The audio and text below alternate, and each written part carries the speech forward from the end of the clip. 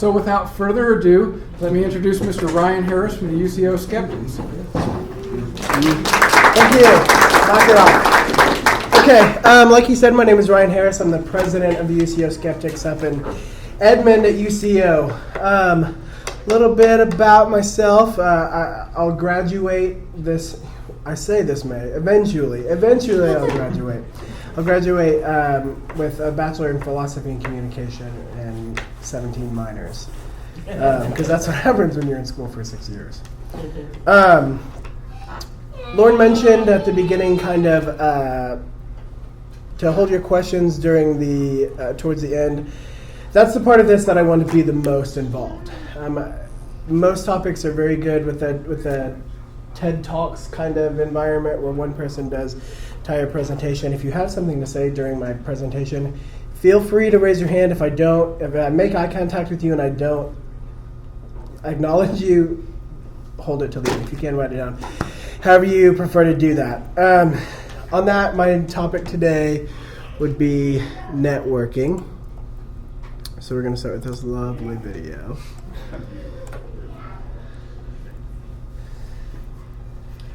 For me, this is the highest honor, the 25th Secretary of Defense.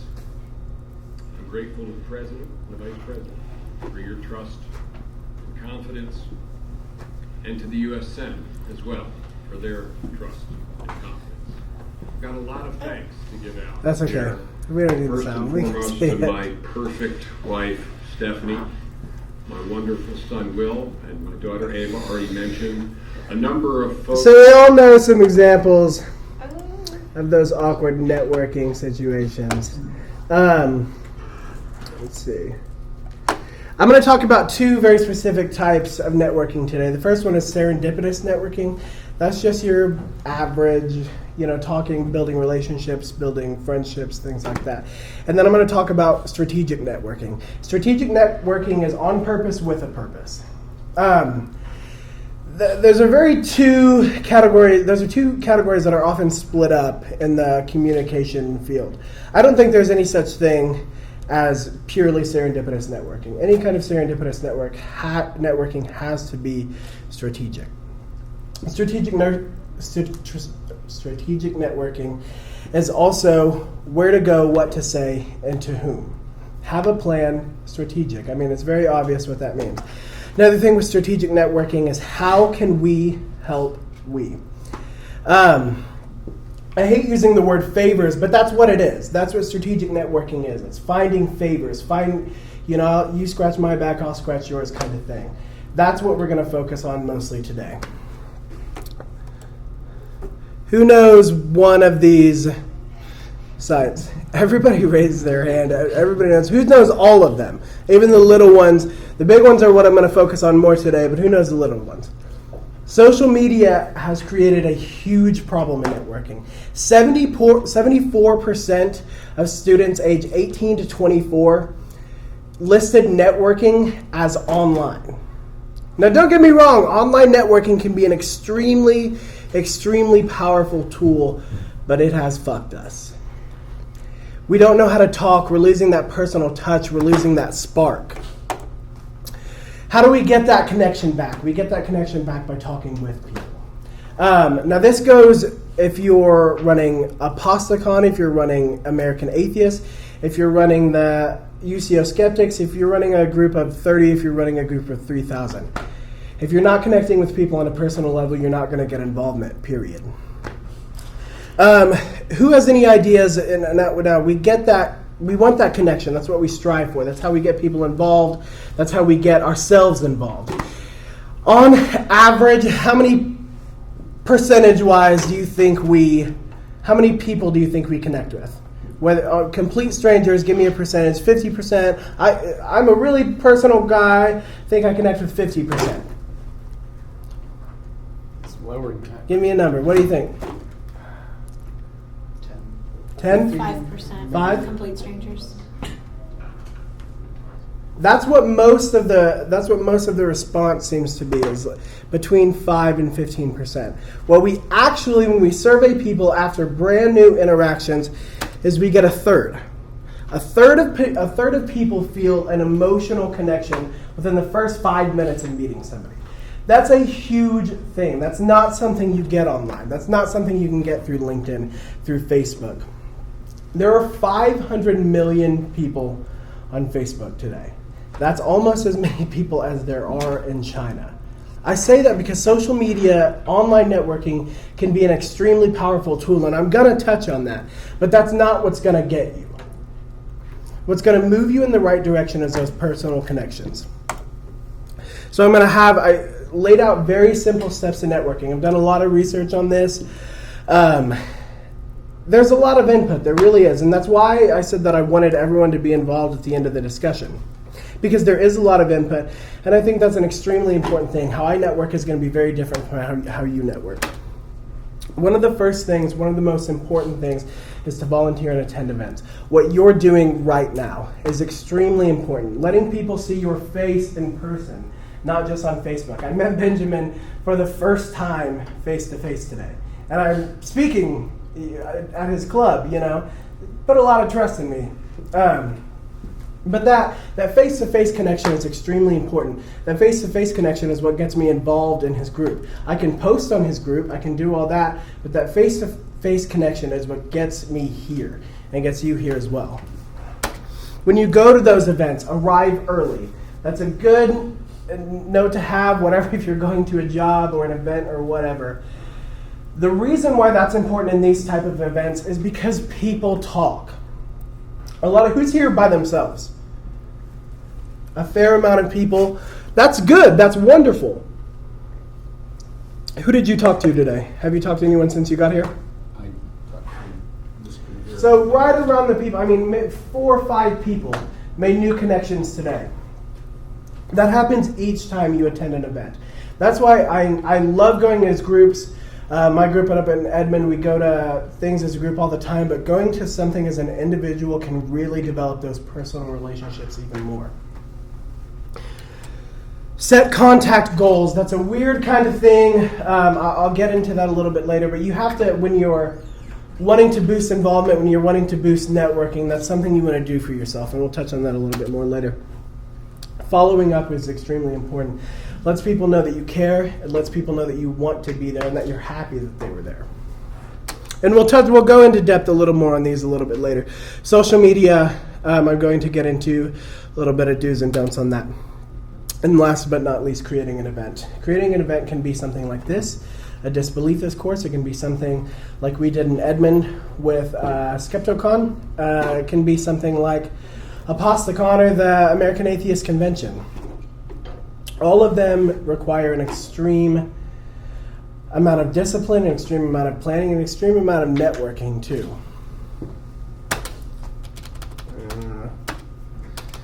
That's where I've used PowerPoint before.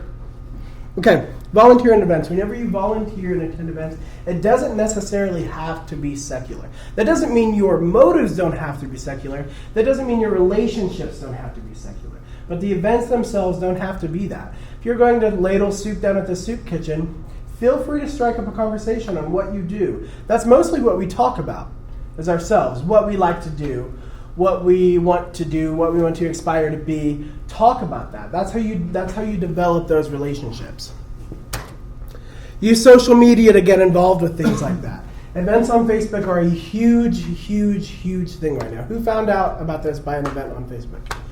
Raise your hand high. High. Good 90%, It's an extremely, extremely effective tool. Use that to your advantage, not only whenever you're attending them, but to kind of remind yourself, and again, arriving early. No one uses what no one suggests. If you don't bring up an idea for an event, if you don't, go to your friends and ask them to come with you. If you're afraid to go by yourself, no one. If the idea doesn't come up, it's not going to happen. And use your local groups. We're starting to build this really, really good secular community that goes across from, University Street in Edmond to University Street in Norman, and even a couple groups in Tulsa like the Young Turks. Don't be afraid if you have questions to go to your local groups. Ask them questions. We have been through it. We know that struggle. Benjamin asked me to mention April 6th. We have Atheist and Secular Lobby Day. At the end, I'm going to let him give a little bit more information. I'm part of the group again on Facebook, but honestly, I don't think I'm informed as much as he is. That entire event was organized on Facebook. Ali, I think, is the organizer of that. So that's one really good example on how social media can really help you in that facet. Again, arrive early, whatever it may be, whether it's a conference, whether it's a meeting, whether it's a dinner, that develops those relationships. Relationships is something, I'm going to say relationships 1,000 times in this presentation because that's what networking is relationships. And I want to focus on that face-to-face relationship too. Have an elevator pitch. An elevator pitch is a little 30-second pitch on what you want to get accomplished. If you're trying to organize an event, oftentimes everyone gets here 4 minutes early. Everyone has a little bit of dialogue, a little bit of talking, and then we get started. Now, Lauren may want to talk with Ben, he may want to talk with me, he may want to talk with Haley, he may want to talk with a few people, and that limits his time pretty significantly. If I think Lauren is the one that can help me accomplish what I want to do, I want to have that elevator pitch ready. I want to have a plan, a 30-second plan that gets it out of the way. Find common ground. Basic principle of any kind of networking, whether it's secular for a group. The reason that my group is involved with Benjamin groups is we have common ground. Simple as that. And listen, so many times, again, I think that Lauren is the one that can help me. I have my 30-second pitch ready. I'm ready to go. I have it scripted down to the seconds of how I'm going to pause. And Lauren is trying to tell me that he doesn't have time to do something like this, and I'm not listening. And so I put all of this effort into Lauren. I come to this event just to talk to Lauren because I know he has educational background. He has educational connections between here and OU and also with AOK, and I spend all of my time putting that into him. And I don't hear what he says whenever he tells me that he doesn't have the time. Extremely important in any kind of networking, especially in this environment. However we like to think of ourselves, I would say, again, speaking from personal experience, I'm not generalizing, we like to talk. This group likes to talk. We're an intelligent group. That's a lot of how a lot of us came to the position that we're in. And so we like to hear ourselves talk.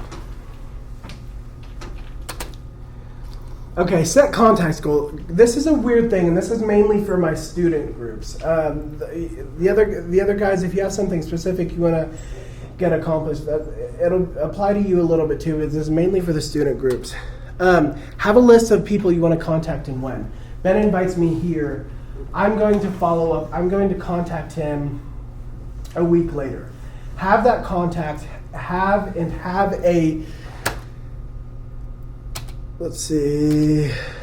a plan on what you're going to say before you contact them. Don't wing it. Don't call them and think you're just going to have a nice little conversation because they might not have time to talk to you. They might not have time to have a conversation, and be aware of that. Be realistic of who you want to talk to, but don't sell yourself short. If you want to get on the phone with Neil deGrasse Tyson, good luck to you.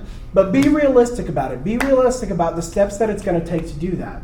If you're trying to host an event and you want to get somebody high profile in, be realistic on the time that you have to put in to do that.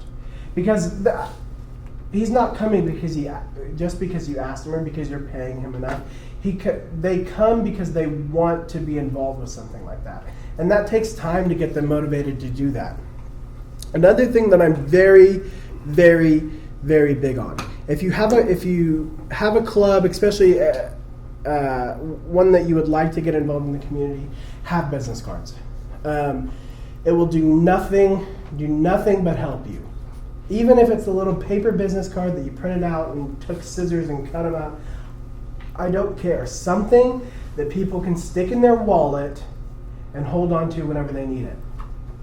That being said, don't pass your damn business cards out like they're candy because you're wasting them. They're going to end up in the trash can. Golden rule: if somebody asks for your business card, they want your contact. That's my next thing. If they give you a business card, they want your contact.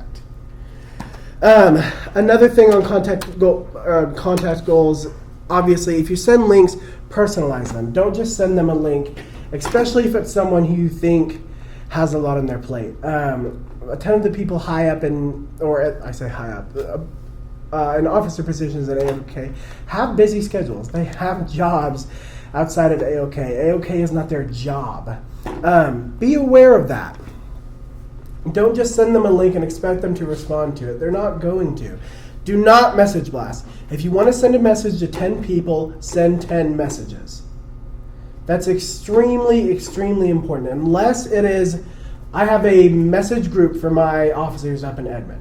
That is okay if it's a pre-planned thing. But if I'm contacting Benjamin, Haley, Lauren, whoever, send that many messages. Do not send group messages, especially on Facebook. If you send a group email, CC the email. That way they don't see that you sent it to 9 people. And again, that takes away that motivation for them to get involved. BCC, sorry. Thank you. Do not CC it. Does anybody have any input right now? I'll go ahead and ask. No? Okay, we'll move on. The follow-up. This is another thing. Again, create a reminder. If they gave you, this is a big thing, if they gave you your card or contact info, they're giving you permission. A lot of the reason that follow-up contacts aren't made is because is because we say, well, maybe I don't want to bother them. Maybe they don't want my contact. If they gave you a card, if they gave you contact information, they want that. And that's extremely important to remember in this kind of environment. Keep that in mind. Again, have a plan on what you're going to say before you say it, especially with follow-up contacts. Follow-up contacts are one of the biggest things in any kind of networking. I sell cars, by the way. So networking is a huge part of how I make my money, how I pay for my school, how I pay for my food in life. Follow-ups are one of the most important things because it shows that you weren't just blowing them off, that you were paying attention to what they said. And then in those follow-ups, personalize them. If I talk to Haley about her dog and I remember that, say something about her dog. If you get that contact, that's going to mean so much to you. And especially the point of networking is what? Favors.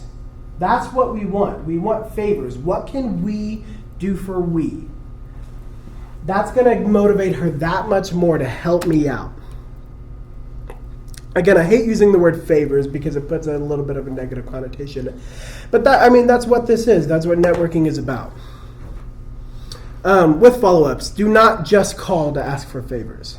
If Benjamin contacts me and says, hey, you did a really good job. We're putting on a conference. I'm looking for donations. If that's the only contact I hear from him between now and August, do you think I'm going to give him the donation? Probably not. Use those contacts for your own benefit. Social media. This is such a huge thing. Obviously, some of these seem very obvious, but it happens so much. Everyone sees it. Absolutely. A few do's. Do be positive. Absolutely. Nobody wants to see a negative Nancy. Nobody wants to hang out with that guy. Nobody wants to work with that guy. That's a big thing on networking is I want to work with you. And next is going to be to privatize your accounts. Put your Facebook on private to where they can't see what you post until they accept your friend request or however. Do double check yourself. Be skeptical.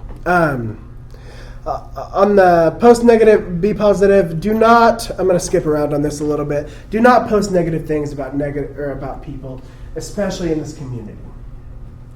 The atheist free thinker community is a pretty tight knit group. Who knows who J.T. Eberhard is? Okay, a few people. He's never been on TV, but a good 5 people out of these 20 know who he is. People talk in this community. There are some people in this community that I don't get along with. Do I advertise that on my Facebook page? No, because I may have to go to that person 6 months later and ask them for a $500 grant. Be aware of that whenever you're posting things on social media. It's so easy to do. It's so easy to get carried away with things like that. Be skeptical on social media, especially on these sites. And I say that as much, as I want you to be skeptical as to protect yourself. Nobody wants to post an article from realfreedomnews.net.org/#news and not realize that was the article that they posted from. Be aware of that. Double check that. I think it was Jimmy Kimmel had a campaign called Unfriend Your Friends. It's a couple years ago, and his idea was post a status on I'm moving in 3 weeks. Can anybody help me? And you can even say like the status if you can help me. Those people that say that they can help, that they can be there for you, keep those friends. The people that don't, unfriend them. Now, of course, professional connections and other things, especially on LinkedIn, things like that are going to be a different case. But with those friends on your Facebook page, be aware that they're cluttering up your feed. That they're giving you information that you don't need, and social media can be such a good tool for networking unless you're using it incorrectly. And if you have, who has more than 500 friends? Keep your hand up. 800, 1,000. 12, 15. I think I have like 1,700 friends.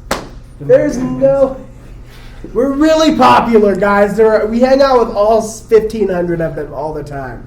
There's no way you have that many friends. There's no way those people are helping you further what goals you have. Now, there is a value in having those people around for entertainment and things like that. But be aware of that. Be aware of those events that you're getting. You may get 10 invites on Facebook in a week, and so you don't look at them. You don't look at all 10. You just look at the first 2 and don't say that you don't want to be a part of that. Another thing that I don't have on here, whenever you make events, be aware, events and groups, be aware of when it is appropriate to have them private and public. You don't want people that are going to clutter up the boards, especially on, like the Atheist Lobby Day at the Capitol. We don't want people cluttering up the boards with their thing that they're trying to get accomplished. I think that group is private. Is it not? Well, there's a public page, and then there's a secret group. So that's a really, really good idea. Separating those two, and it kind of allows you to funnel that input. Another thing that I am very opposite on this because of what the research says. A lot of people do this. Have one personal Facebook page. Statistics show that whenever you have a professional Facebook page, people do not read it as much. Now, I understand that some people need that out atheist page for privacy reasons. I totally understand that. But realize that whenever all you're posting is this event, this event, this event, this event, look what I'm doing, look what I'm doing, people stop paying attention to that. Statistically, they don't read it as much. What's going on here? Creating an event. This is something that I went to hell and back last semester with SkeptoCon. It's an extremely difficult thing. This is a difficult thing. This is once a month. Maintaining that is an extremely difficult thing, and it's extremely time consuming. Be aware of that. Whenever you do get to that point that you're ready to create an event, make sure it has interest, make sure it has volume. Another thing that I cannot stress enough is ask for help. Please ask me if you're having questions about hosting an event. Ask Dr. Lack, who's our advisor. Ask Red. Ask Lauren. Ask people who've been through that process, who know the mistakes that they've made. That way they can help you to kind of avoid them. I cannot stress that enough. Ask for help with things like that. Start smaller. We did not anticipate the volume. We expected 30, 40 people, and I think we had around 120. Be aware that can happen, and be ready to accommodate that. The smaller you start, the more manageable it's going to be. You can never start planning too soon, and I honestly mean that. It does not matter what it is. It doesn't matter how many, what's 30, 25 people in here. When did you plan this event, Benjamin? Well, this has been a monthly event for a really long time. Mm-hmm. But I think we planned to make this event kind of with all the other colleges a couple months ago. Yeah, it was. I think you booked me. January. Booked me. January. I'm so busy. I had to squeeze this in my schedule. I think it was about January. It was around Christmas time. This is not a huge event. That is, let's see, that's 3 months in advance for a speaker. Whenever you start getting into multi-speaker events, again, they have life. I'm not difficult to book. I have a pretty open schedule. I love talking. I love hearing myself talk. I'll make my schedule work. People like Aaron Raw, like Seth Andrews, like Neil deGrasse Tyson, Lawrence Krauss, those guys have schedules. Be aware of that. Start planning earlier. Get to that opportunity before someone else does. It seems very simple, but talk about it. Talk about your event. Talk about it at work. Talk about it at school. Talk about it in your classes. Talk about it at home. If people don't know that it's there, they're not going to show up. You can. Who's a student? Okay, good amount of you. Who reads posters on campus? A good amount of you. Did you guys find out about this by a poster? No. We find out about these things by different avenues than what we think of as traditional advertising. Word of mouth. Who found out about this by word of mouth? Decent amount. Again, online was, I think, most of you. Be aware of that. And I cannot stress enough, be positive about it. If you're having issues with it, I'm not going to talk. We have a good relationship, right? Yeah, absolutely. Yeah, I'm not going to talk to you about how I have 2 speakers and I'm scheduled to have 10. Because you're going to tell this guy, and he's going to tell this guy, and guess who's not coming to my conference anymore? Be positive about your events. Even if everyone goes through the same struggles. Everyone does. Aposticon does. Skeptics, you do. Benjamin. Try for what you want. Secure what you need. Again, the opportunities that you don't try for don't happen. If you want Lawrence Krauss to speak at this 30-person event, try. I can't say that he's even going to return a call or an email, but try. Secure what you need. Try for what you want. You never know what might happen. And I talked to, she's the president of the Freedom for Religion Foundation. When's Aposticon? Sarah Moorhead. Sarah Moorhead. Talked to her a lot about planning events. And actually, I was emailing with her about this presentation too. They got Neil deGrasse Tyson for Aposticon. They also got Lawrence Krauss. The lineup was crazy good. It's going to be in, I think, Dallas. Yes, it's in Dallas this year. When? Dallas this next year. September. It's Talk Like a Pirate Day. Yeah, so it's in. So I'm absolutely going to that. They got Neil deGrasse Tyson by just talking with him. Going to him and saying, what can I do to get you here? Again, what can we do for we? On purpose, with a purpose. They said, can we pick you up from the airport? Can we take you to the hotel? Can we pick you up for the event? Can we take you home from the event? Can we take you out to dinner? Can we take your wife? What can we do to get you here? They might say 10 grand. Then you're like, well, that's not going to happen. They might say, what can you do? What are your capabilities? And that's most of the time what the medium league to big league speakers will say is, what can you accomplish? If you can't come anywhere close, honestly, they'll respectfully decline. But that opportunity, you have a 0% chance if you didn't try. That being said, secure what you need. Find speakers that are local, that want to speak, that want to get in front of people. That's a big, big, big thing. We have intelligent people around here. We have really, really good experts that are really good speakers. Go to those people, see if they're available. Secure those people before you go for that home run. Delegate tasks. This is something that I struggle with. Back up a little bit. I took over the president position in the Skeptics about 3 years ago.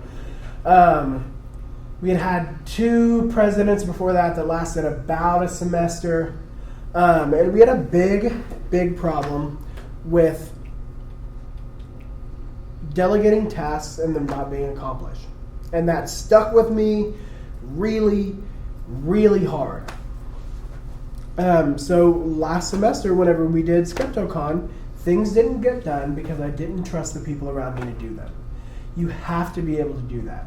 Surround yourself, especially if you're in leadership, if you're in a club, or even if you're not, if you're just trying to do something on your own. Surround yourself with people that you can delegate tasks with and that you can trust them to accomplish it well.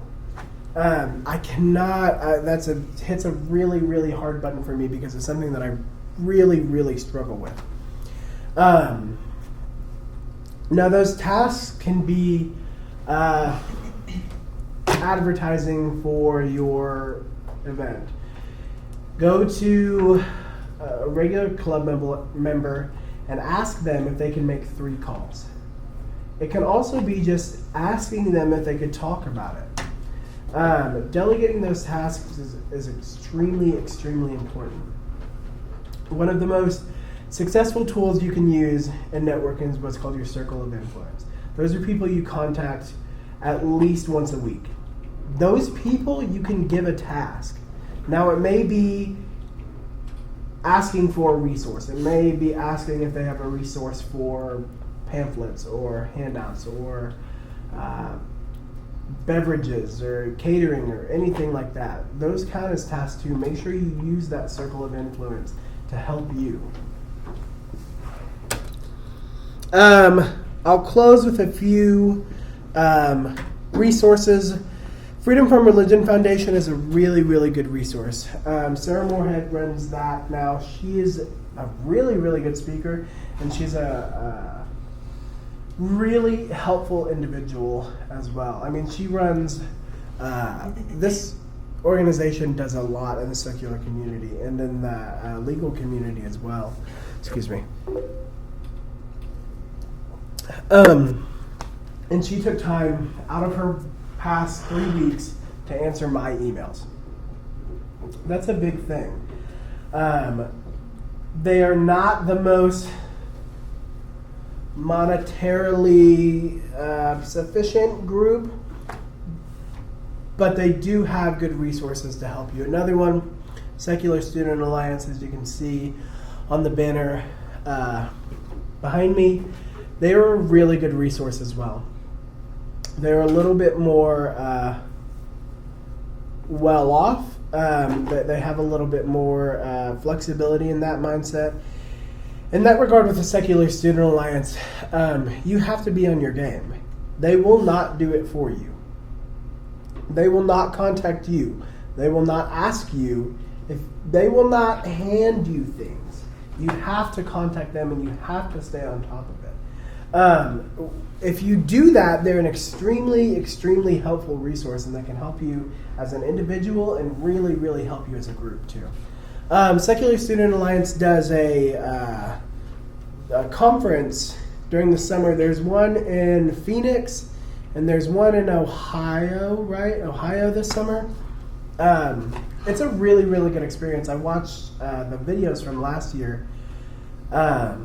Again, that goes back to these attending events. One of the best conferences that I've ever gone to was a conference called Skeptics of Oz. Little conference in Wichita, Kansas. Maybe 11 speakers over 2 days. No one super high profile, but the networking was absolutely phenomenal. They had an open dinner afterwards. I got to network with DJ Grothy, who was the president of the James Randi James Randi Educational Foundation, JREF. That relationship I still have today. I developed some really good relationships with that. Realize that these resources aren't just for pamphlets. They're not just for money. They're not just for events, but they're for relationships. Again, the secular community is a really tight-knit community, and they do talk. You give somebody asks for your card, and you give them your card. Somebody needs, whoever to talk about your area of expertise or your area of mild expertise with a little bit of passion thrown in. It's much cheaper to get me from Oklahoma than it is to get someone who's more knowledgeable from Washington. And groups are aware of that. They really are. And we have to be aware of that as well. Your biggest resource that's going to be the most prevalent in all of your networking is your local clubs. AOK, Skeptics, Atheists, Agnostic, Freethinkers, right? That's our group here, yeah. Right. At OCCC. What's the name of your club, Haley? Secular Sooners. Secular Sooners. I like that. Was it always Secular Sooners? No, it was originally the Atheists and Skeptics Student Association. We talked about that. We just recently changed the last couple of months. I'm going to touch on that really quickly. Yes? What's up? What's up, David? Yeah, go ahead. No, I wasn't. The Norman Naturalism group. Oh, Norman Naturalism. Sorry. Yeah. There's groups all over the place. Young Turks out of Tulsa. I mean, I could go on naming all of the groups that do a lot about this around this area. And I want to talk about that during discussion.